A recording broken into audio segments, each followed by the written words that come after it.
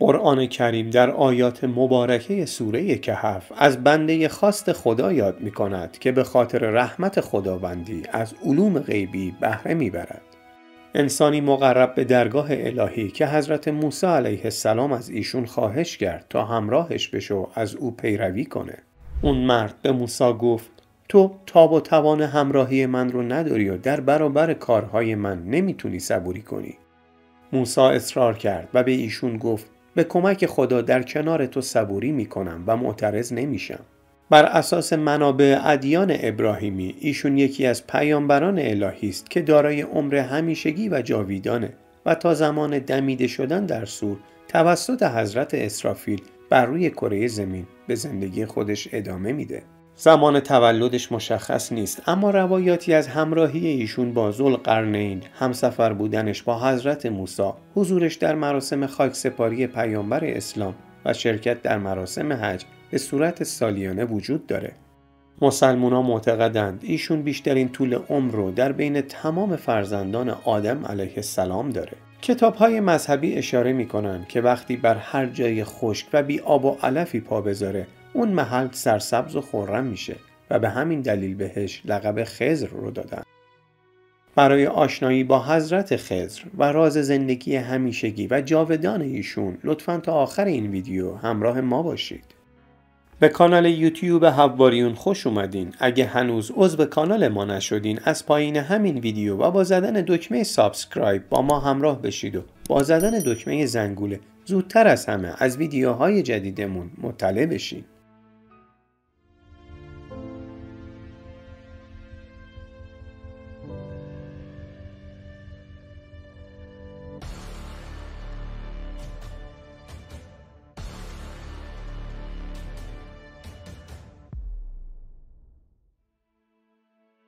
در سرزمین‌های اسلامی مکان‌های مختلف زیادی وجود داره که به حضرت خضر نسبت داده میشه که به مقام خضر معروفن. برای مثال مقام حضرت خضر در مسجد کوفه که گفته میشه محل ملاقات حضرت موسی و حضرت خضر بوده که در ادامه به داستانش اشاره میکنیم. همچنین در نزدیکی شهر قم کوهی با قدمت بیش از 3000 سال وجود داره که بر بالای اون غاری وجود داشته که محل عبادت حضرت خضر بوده و امروزه به مسجد بسیار کوچکی تبدیل شده. بر اساس بیشتر روایات نام واقعی حضرت خضر تالیا ابن ملکان بوده که از نوادگان سام ابن نوح و از اقوام نزدیک ذوالقرنین به حساب می اومده. پدر حضرت خضر پادشاه بزرگی بود. خضر راه خداپرستی و نیکوکاری رو در پیش گرفت و تا زمانی که در سرزمین خودش به سر می برد مشغول راهنمایی مردم و کمک به نیازمندان بود تا از جانب خدای بزرگ به پیامبری رسید و مأمور شد تا برای هدایت قوم ذوالقرنین به سوی اونها بره.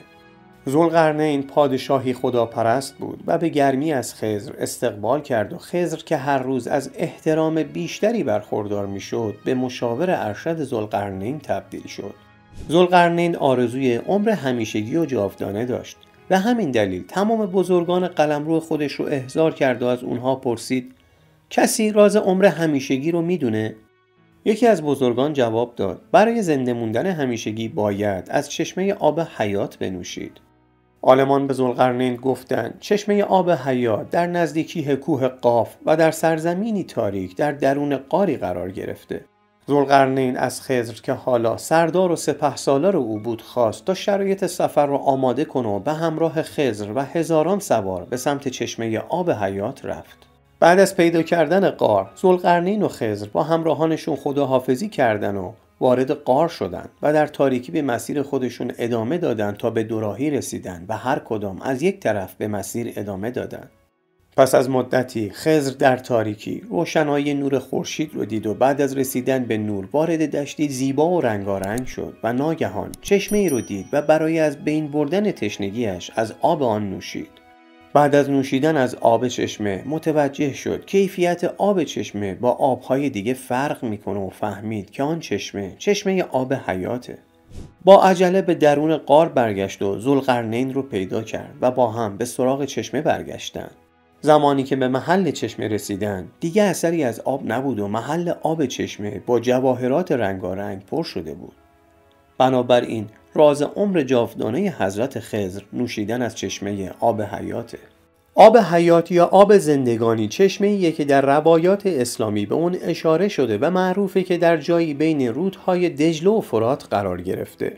بر اساس روایات اسلامی تا به امروز فقط 3 نفر برای یافتن چشمه آب حیات به دنبال اون رفتند.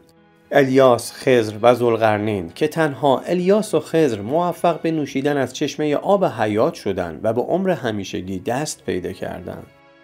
در روایتی از امام رضا علیه السلام نقل شده که می‌فرمایند حضرت خضر علیه السلام از آب حیات خورد. او زنده است و تا دمیده شدن صور از دنیا نمی رود. او پیش ما می آید و بر ما سلام می کند. ما صدایش را می شنویم و خودش را نمی بینیم. او در مراسم حج شرکت می کند و همه مناسک را انجام می دهد. در روز عرفه در سرزمین عرفات می ایستد و برای دعای مؤمنان آمین می گوید. خداوند به وسیله او در زمان غیبت از قائم ما رفع قربت می کند و به وسیله او وحشتش را تبدیل به انس می کند. روزی حضرت موسی علیه السلام در میان جمعی از مردمان بنی اسرائیل نشسته بود. مردی به حضرت موسی نزدیک شد و پرسید: کسی را می شناسی که از تو داناتر باشد؟ موسی جواب داد: نه. از جانب خدا بر حضرت موسی وحی شد: آری بنده ما خضر. موسی از خدا خواست تا خضر را ببیند و خدا به او وحی کرد: به سرزمین مجمع البحرین برو. همین که نشانه را دیدی از مسیری که رفته بودی برگرد تا به بنده ما خضر برسی. بعضی معتقدند منظور از مجمع البحرین سرزمینی میان رودهای دجله و فراته و عده‌ای اعتقاد دارند سرزمین وسیع‌تری میان خلیج فارس و دریای مدیترانه رو شامل میشه. بر اساس آیات قرآن وقتی موسی همراه با یوشع بن نون به مجمع البحرین رسیدند، موسی به یوشع گفت: ماهی خشک شده‌ای که برای خوردن همراه خود برده بودند رو بیاوره تا غذایی بخورند. یوشع گفت: زمانی که در کنار صخره در حال استراحت بودیم، ماهی از روی صخره به درون آب دریا افتاد و چیزی برای خوردن نداریم. حضرت موسی متوجه شد نشانه‌ای که خدا بر او وحی کرده بود اتفاق افتاده و همراه با یوشع مسیر و رد پای خود رو گرفتند و از راهی که اومده بودند برگشتند تا به حضرت خضر رسیدند. موسی از خضر تقاضا کرد تا همراه او باشه تا از علمی که خدا بر خضر بخشیده خضر به موسی آموزش بده. خضر علیه السلام جواب داد: تو توانایی صبر و تحمل در برابر علم من رو نداری. موسی گفت: با کمک خدای مهربون صبور خواهم بود و سخنی نخواهم گفت.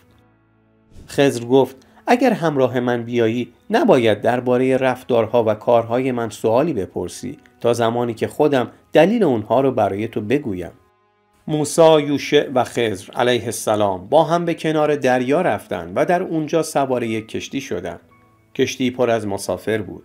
پس از اون که کشتی مقداری حرکت کرد، خضر بلند شد و گوشه‌ای از کشتی رو سوراخ کرد و اون قسمت رو شکست و بعد قسمت شکسته شده رو با پارچه و گل محکم کرد تا آب وارد کشتی نشه. موسی علیه السلام وقتی رفتار خضر که جان مسافران کشتی رو به خطر انداخت دید، بسیار عصبانی شد و به خضر گفت: آیا کشتی رو سوراخ کردی که مسافرانش رو غرق کنی؟ این چه کار بدی بود که انجام دادی؟ حضرت خضر گفت: آیا نگفتم که تو نمیتوانی همراه من صبر و تحمل کنی؟ موسی گفت: به من به خاطر این فراموشکاری و اعتراض سخت نگیر. از اونجا گذشتند و از کشتی پیاده شدند و به راه خودشون ادامه دادند. در ادامه راه خضر علیه السلام کودکی را دید که با کودکان دیگر بازی میکرد. خضر به سمتش حمله کرد و اون رو گرفت و کشت. موسی علیه السلام با دیدن این صحنه وحشتناک تحملش رو از دست داد و با خشم به خضر علیه السلام گفت: تو انسان پاکی رو بدون آنکه قتلی انجام داده باشه کشتی؟ تو کار زشتی انجام دادی. موسی به خضر حمله کرد و ایشون رو گرفت و به زمین انداخت که چرا این کار رو کردی؟ خضر گفت: به تو نگفتم تو هرگز توانایی نداری با من صبر کنی؟ موسی جواب داد: اگر بعد از این از تو درباره چیزی سوال کردم دیگه با من همراهی نکن. از اونجا حرکت کردند تا اینکه شب به قریه‌ای به نام ناصره رسیدند. اونها از مردم ناصره غذا و آب خواستند. مردم ناصره غذایی به اونها ندادند و اونها را مهمان خود نکردند. در این زمان خضر به دیواری که در حال ویران شدن بود نگاه کرد و به موسی علیه السلام گفت: به اذن خدا بلند شو تا این دیوار رو تعمیر کنیم تا خراب نشه.